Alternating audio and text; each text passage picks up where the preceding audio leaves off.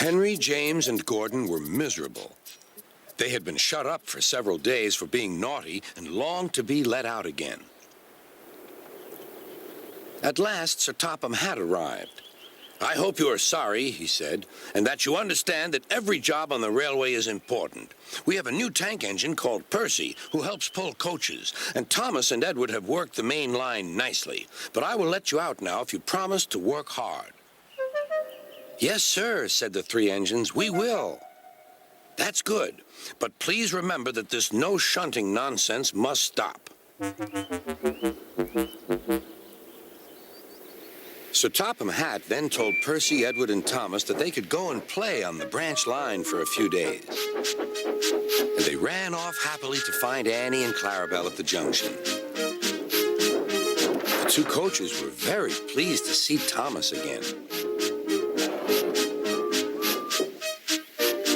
Edward and Percy played with the freight cars. "Stop, stop, stop," screamed the cars as they were pushed into their proper sidings. But the two engines laughed and went on shunting till the cars were tidily arranged.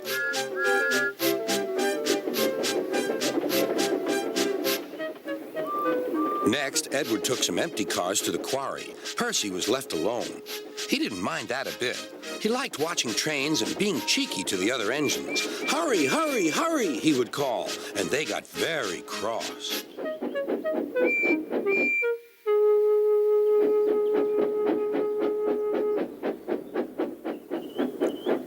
After a great deal of shunting, Percy was waiting for the signalman to set the switch so he could get back to the yard.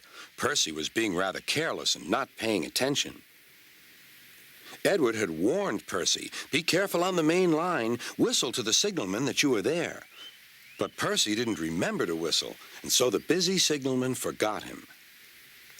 Percy waited and waited. The switch was still against him, so he couldn't move. Then he looked along the main line.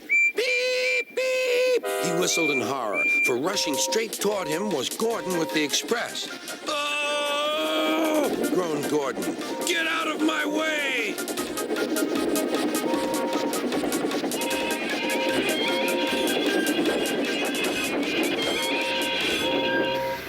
Percy opened his eyes.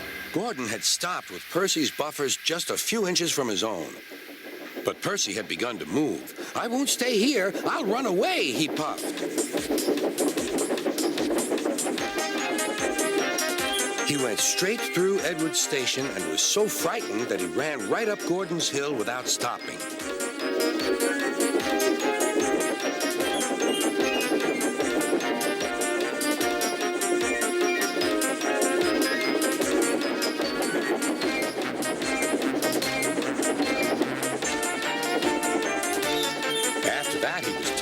But he couldn't stop. He had no driver to shut off steam and apply the brakes. "I want to stop! I want to stop!" he puffed. The man in the signal box saw Percy was in trouble, so he kindly set the switch. Percy puffed wearily onto a nice empty siding, ending in a big bank of earth. He was too tired now to care where he went. "I want to stop! I want to stop!" "I have stopped," he puffed thankfully. "Never mind, Percy," said the workmen as they dug him out. "You shall have a drink and some coal, and then you'll feel better." Presently, Gordon arrived.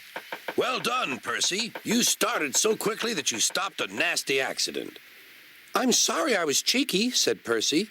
"You were clever to stop," replied Gordon. Then Gordon helped pull Percy out from the bank.